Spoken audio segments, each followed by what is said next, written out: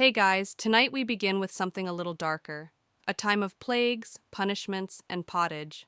We're diving into what life was really like during the Middle Ages. Forget the castles and chivalry Hollywood sold you. The truth? You probably wouldn't last a single day. So before you get comfortable, take a moment to like the video and subscribe, but only if you genuinely enjoy what I do here. And let me know in the comments where you're tuning in from and what time it is for you. It's always fascinating to see who's joining us from around the world. Now, dim the lights, maybe turn on a fan for that soft background hum, and let's ease into tonight's journey together. Congratulations, you've just woken up in the year 1325. The good news?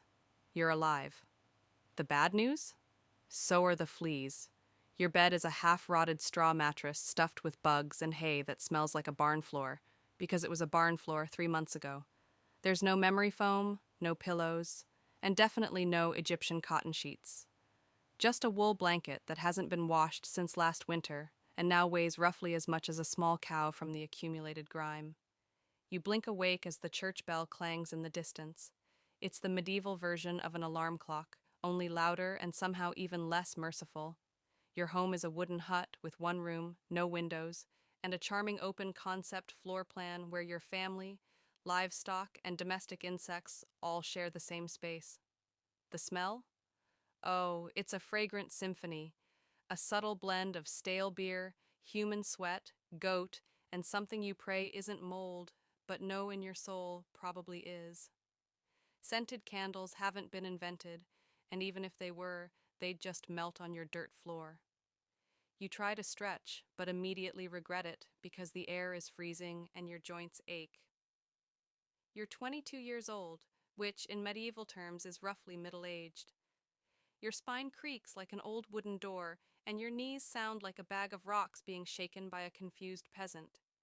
Getting out of bed is a gamble. The floor is either wet from last night's rain, which leaks through the thatched roof, or crusty from something your neighbor's chicken did.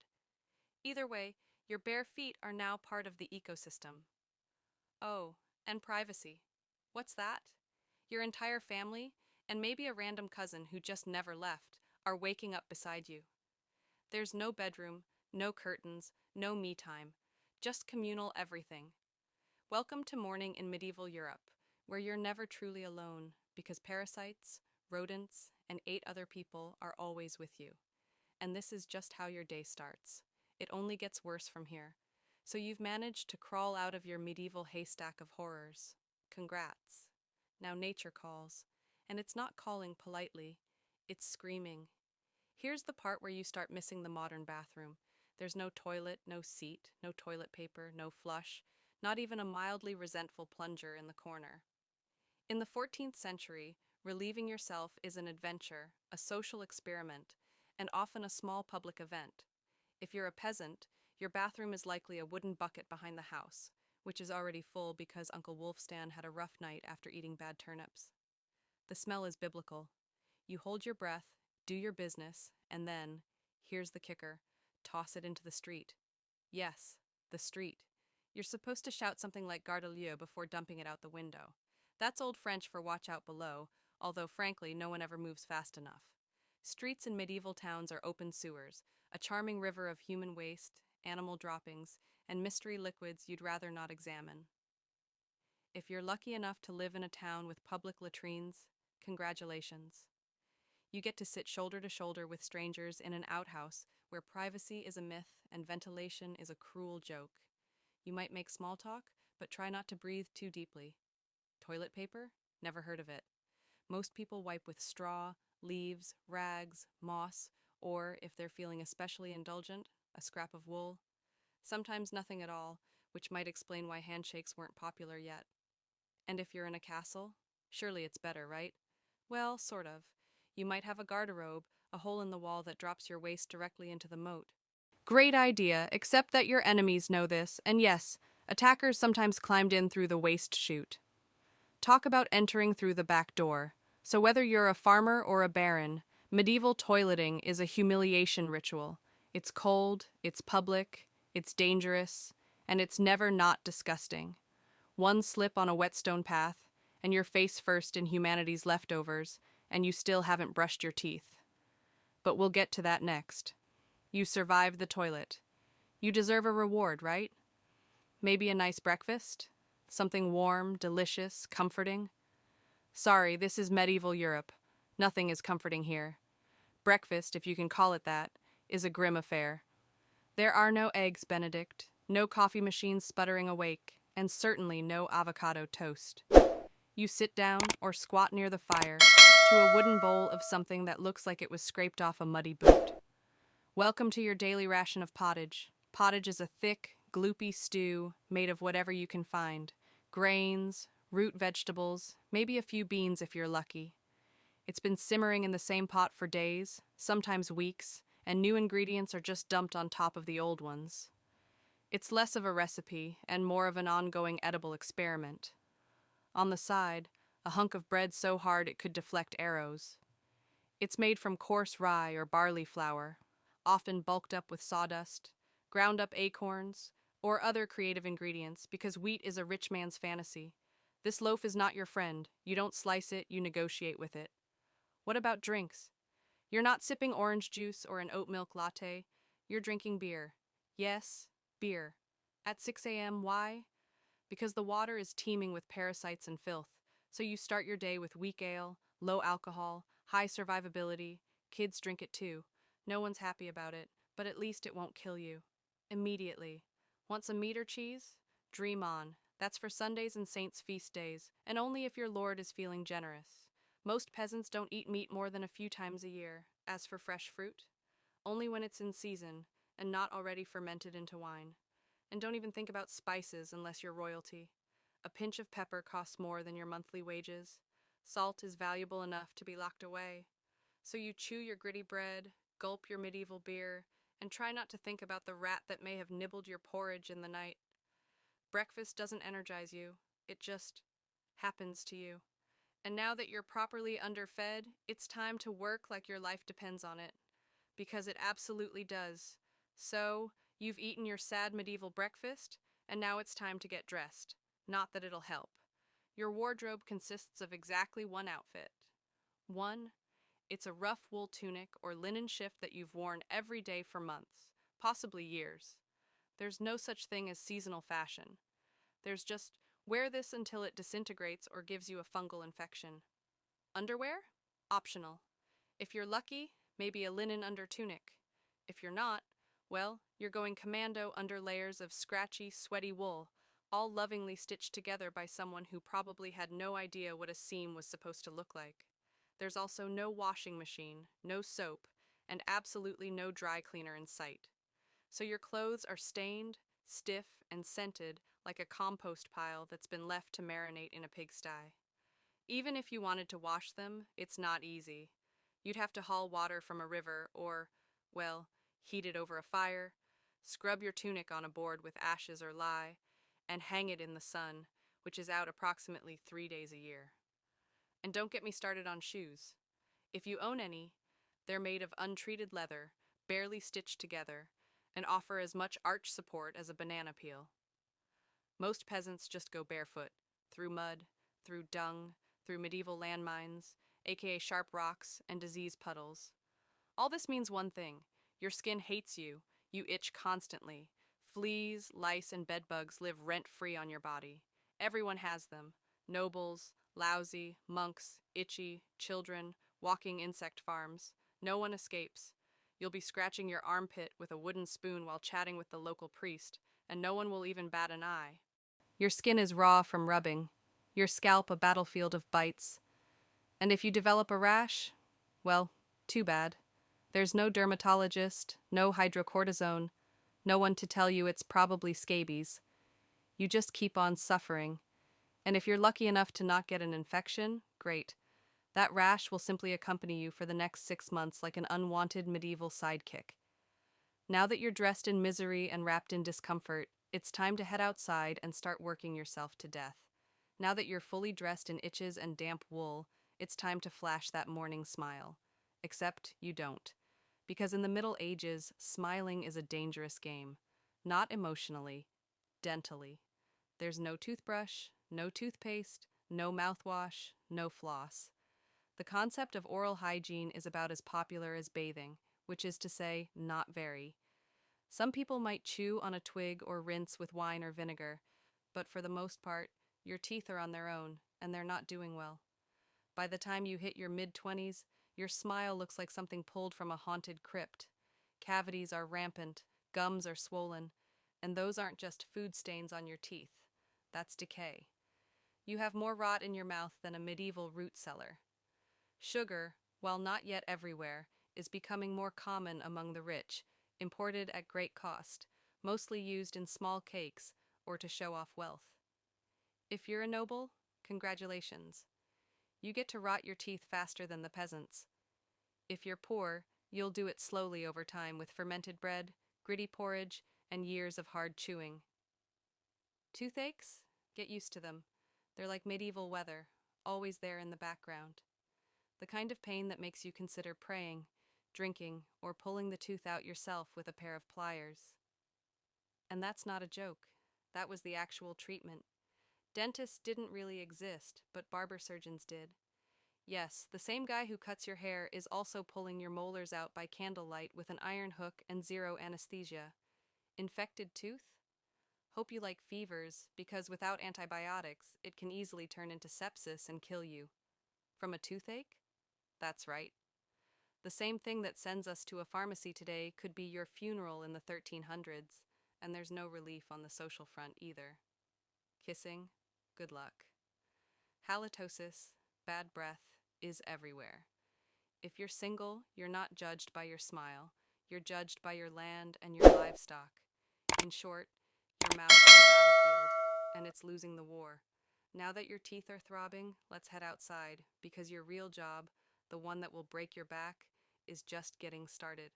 Time to head to work, except there's no office, no desk, no coffee break, and no chance of promotion.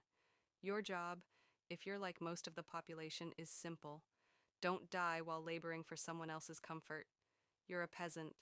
Congratulations. That means you work the land that belongs to a lord who probably doesn't remember your name. You rise with the sun and stop only when it disappears behind the trees. Your tools? A wooden hoe, a rusty sickle, and whatever bones are still intact in your body. There's no weekend. There's no clocking out. There's only sunrise to sunset, 6 days a week. Sunday is off, but only if you're not harvesting, fighting off raiders, or praying feverishly for your infected toe to stop turning black. The work is brutal. Fields are plowed by hand or with oxen if you're rich enough to afford one. You dig ditches, sow seeds, pull weeds, and carry water until your spine begins to resemble the letter S. No one cares if you're tired. No one's asking how your mental health is doing. If you're a woman, surprise. You don't just do field work, you also care for children. Clean, cook, spin wool, feed animals, and pretend your husband's lice infestation isn't slowly migrating to your side of the bed. Children? They start helping out around age 5. No school, no toys, just a tiny wooden rake, and a dream of one day not dying of the flu. And if you're one of the few who isn't a farmer, maybe you're a blacksmith, a tanner, or a cooper. Great. You still work with fire, chemicals, or animal guts all day in poorly ventilated sheds. The pay? Basically survival. The perks? Occasional bleeding. Break a bone? Too bad. Get a fever, drink some warm beer, and keep going. You can't afford to stop. Not even for a day. Because if you don't work, you don't eat. And if you don't eat? Well, medieval Europe has a solution for that. It's called being replaced. So you grip your shovel, ignore the blisters, and keep digging. Because in the Middle Ages, your job isn't a career. It's a slow-motion endurance test. Now that your back is on fire from laboring in the fields, let's talk about the weather. Because in the Middle Ages, temperature is less about seasons and more about ongoing punishment from the sky. Let's start with winter. There's no insulation, no central heating, and no weatherproofing. Just wooden walls with gaps you could throw a chicken through. Your windows? Covered with cloth, not glass. The fire in the hearth? Nice in theory, but you don't have enough firewood to keep it going because wood is expensive, and gathering it from the forest is sometimes illegal. Yes, you can be executed for picking up the wrong stick from the wrong forest. You bundle up in your one damp wool tunic, huddle near the dying embers, and still wake up with your nose frozen. Your feet? permanently cold, often damp. Your fingers, so stiff they feel like tiny medieval popsicles. Frostbite isn't diagnosed, it's just called bad luck. Now, fast forward to summer. Sounds better, right? Wrong. In summer, your home turns into a clay oven. There's no fan, no cross breeze, and absolutely no deodorant. You sweat through your layers, but you can't remove them because showing too much skin is scandalous and also invites sunburn, insect bites, and social judgment. The flies are out in full force, attracted to your unwashed body and the smell of last week's goat stew that's still fermenting in the corner. Mosquitoes buzz by your ear while you sleep, assuming you can sleep through the sound of your neighbors yelling and babies crying. In the fields, the sun bakes you. No sunblock, no hat, unless you fashioned one out of straw like a desperate scarecrow. And the worst part, you still have to work. Heat stroke is just called taking a bad turn, so you're either shivering in your own hovel, wondering if your toes will make it to spring, or you're sweating through your only pair of socks while your thighs chafe into oblivion. And the one thing that never changes, no matter the season, your clothes still itch, your food is still terrible, and your next job still waiting. Welcome to climate control, medieval style. There is none. Feeling thirsty? Need to freshen up? Want to splash a little water on your face to wake up from this damp fever dream of a life? Too bad. In medieval times, water isn't your friend. It's trying to murder you quietly. Let's start with drinking. The nearby stream looks fresh, bubbling, and clear, like something out of a fantasy movie. But spoiler alert, it's not. Upstream, someone just dumped a chamber pot into it, and if not that, then a dead pig is probably decomposing in it. Parasites, bacteria, and the entire microbial army of medieval Europe are waiting in every sip. That's why people drank beer. Yes, beer, even children.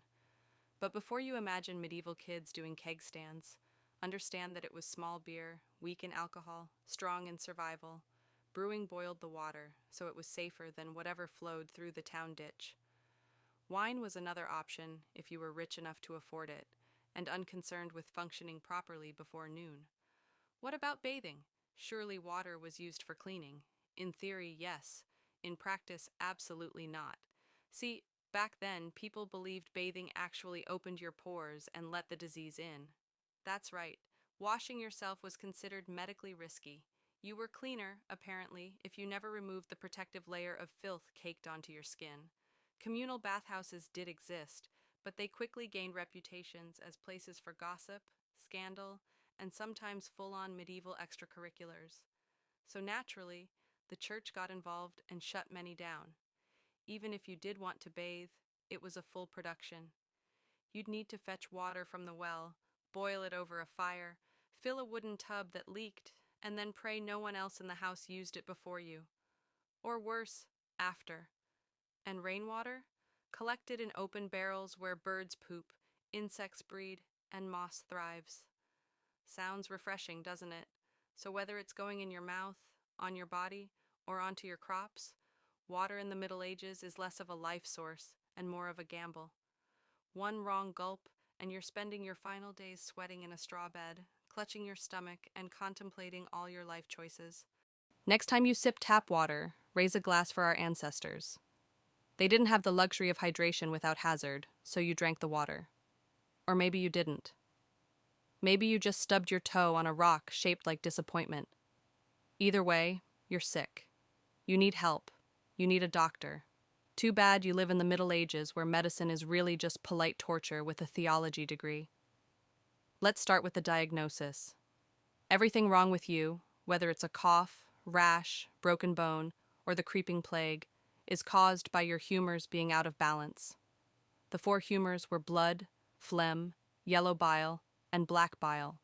According to medieval science, your health depends on keeping them balanced, like some sort of internal soup. Got a fever? Too much blood. The answer? Bloodletting. That's right. Let's drain your life force into a bowl using a dull blade or a hungry leech. And yes, barbers were often the ones doing it. Imagine getting a haircut and a hemoglobin extraction in one sitting, 2 for 1 baby, feeling sad or anxious. That's clearly an excess of black bile. The cure? Laxatives. Maybe a warm herbal purge. or just prayers and a cold compress while everyone avoids eye contact with you and starts carving your coffin. Now, if you break a bone or get a nasty wound, you're in real trouble. There's no anesthesia unless you count passing out from pain. Surgery is done with knives that haven't been cleaned since the Crusades. Tools are heated over fire not for sterilization, but because they just look scarier that way.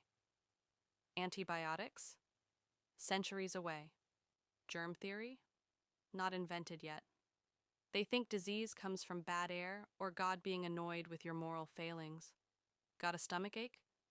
Must have been your sinful thoughts. Hope you like confessing while vomiting. If your condition gets worse, you'll be treated with more leeches, possibly some crushed beetles, and a priest at your bedside giving last rites just in case. At this point, they're preparing for the cure known as death, and if by some miracle you recover, everyone just assumes God took pity on you. The doctor takes full credit, and the leech gets promoted. So yes, in the Middle Ages, medicine is less about healing and more about surviving the cure. After a long day of labor, lice, and leeches, it's finally time to eat. You shuffle back to your hovel, stomach growling, ready for the one joy left in life, a warm meal. Bad news. Your meal is probably trying to kill you. Let's begin with the basics. Food preservation doesn't really exist. There's no fridge, no freezer, just salt, smoke, or the hope that winter air keeps things fresh. Your meat, if you're lucky enough to have any, has been hanging for days, covered in flies, marinated in questionable brine, and possibly shared with a rat or two. Bread is the cornerstone of the medieval diet, but even that isn't safe. In bad harvest years, desperate peasants bulk it up with bark, sawdust, or even clay to make it stretch. And if it's rye season, there's a bonus, ergot, a fungus that causes convulsions, hallucinations, and sometimes death. It's like eating bread laced with LSD and tetanus. Vegetables? Only if they're in season. And you know what's always in season? Turnips. So, many turnips. Boiled, mashed, or floating in pottage, which, if you remember from Chapter 3, is basically a hot swamp of mystery ingredients that's been simmering since your great-grandfather's funeral. Fruit might be available in the fall, but it rots quickly, and sugar is rare, expensive, and hoarded by the rich to show off their blackened teeth. Dairy is another gamble. Fresh milk spoils in hours. Butter and cheese fare better, but they're loaded with bacteria. People eat them anyway because, frankly, it's either that or chew your boot leather. And let's talk about seasoning. Spices like pepper, cinnamon, or nutmeg, worth more than gold.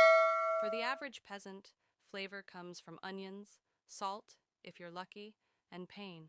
Most meals taste like wet burlap sprinkled with sadness. But food isn't just a health hazard, it's a political one. Game animals belong to the Lord, not you. Caught poaching a rabbit? You could be fined, imprisoned, or even executed. That's right, your dinner could get you hanged. So as you sit down to eat your gray stew by flickering firelight, remember, every bite is a risk. But you eat anyway, because in the Middle Ages, food doesn't nourish. It tests you. It's evening now. You've worked, suffered, and barely digested your suspicious stew. You might think the day is winding down, but don't get too relaxed, because God is watching. So is the priest, and so is your neighbor Agnes, who will absolutely rat you out if you miss Mass. In medieval Europe, religion isn't just part of life. It is life. The church controls your calendar, your laws, your education, if you can read, your birth, marriage, death, and everything in between. Think of it as your spiritual landlord, and you're always behind on rent. Every day is structured around prayer bells. The town church bell rings in the morning, noon, and night. Not because people need reminders, but because missing prayer is a sin. Forget to bow? Sin. Eat meat on a Friday? Sign. Think about your neighbor's wife in that one dream. Double sin. And yes, hell is very real, vividly real. Priests describe it in glorious detail. Rivers of fire, lakes of boiling blood, demons with pitchforks, and eternal wailing. If the plague doesn't scare you, eternal damnation definitely will. You can't read the Bible yourself because it's written in Latin, a language reserved for monks, clergy, and that one noble kid who's too good for dirt. You rely on the church to interpret everything for you. That means if the priest says your crop failure is because you didn't pray hard enough, well, time to kneel harder. Tithes, a tenth of everything you own, are mandatory. If you grow wheat, you give wheat. If you raise chickens, you give eggs. If you have nothing, congratulations. You're spiritually bankrupt and financially doomed. Holidays? They're holy days, dozens of them. And while they offer breaks from labor, they're not for fun. They're for attending Mass, fasting, confessing sins, and reminding yourself that joy is a dangerous indulgence. Questioning the church is dangerous. Heretics are burned, witches are drowned, blasphemers are flogged, and skeptics are quickly reformed. So you go through the motions, you chant, you bow, you pray that your soul, after enduring this dirt-covered life, might finally land in paradise, assuming the priest likes you. Because in the Middle Ages, God may be merciful, but the church? Not so much. If you thought being a medieval peasant was rough, try doing it as a woman. All the filth, famine, and fear, plus childbirth, subservience, and social invisibility. In the Middle Ages, being a woman is like being on hard mode, with no health potions and no restart button. From birth, a girl's life path is pretty much locked in. Marry young, bear children, serve your husband, die tired. Education? Not likely. Unless you're from a noble family and sent to a convent, your intellectual development stops around the time you learn how to churn butter and patch a tunic. Marriage happens early, really early. It's not weird to be betrothed and pregnant by 14. It's not about love. It's about land, livestock, and alliances. Your opinion? Not required. Once married, you're basically your husband's property. Your job is to produce heirs, feed everyone, keep the house running, and not complain. Because complaining might get you branded a nag, or worse, a witch. That label comes with a complimentary drowning or burning, depending on local fashion. Childbirth is a death lottery. There's no prenatal care, no sterile tools, no anesthesia. Midwives do their best, but even minor complications can mean death for the mother, the child, or both. Some women survive 10 pregnancies. Many don't survive 2, but don't worry. Once the baby is out, your work increases. Now, you have a screaming infant in a lice-ridden hut, and you're expected to nurse, cook, clean, and still help in the fields. You don't get a break. You are the break. For everyone else. If you're unmarried, you're suspicious. If you're widowed, vulnerable. If you're outspoken, dangerous. Women who didn't conform were often accused of witchcraft, especially if they had herbal knowledge, a strong personality, or just looked at someone funny on a rainy Tuesday. Even in the church, your role is limited. Nuns lived under strict rules. No speaking without permission, no freedom of movement. And your spiritual worth? Always ragged.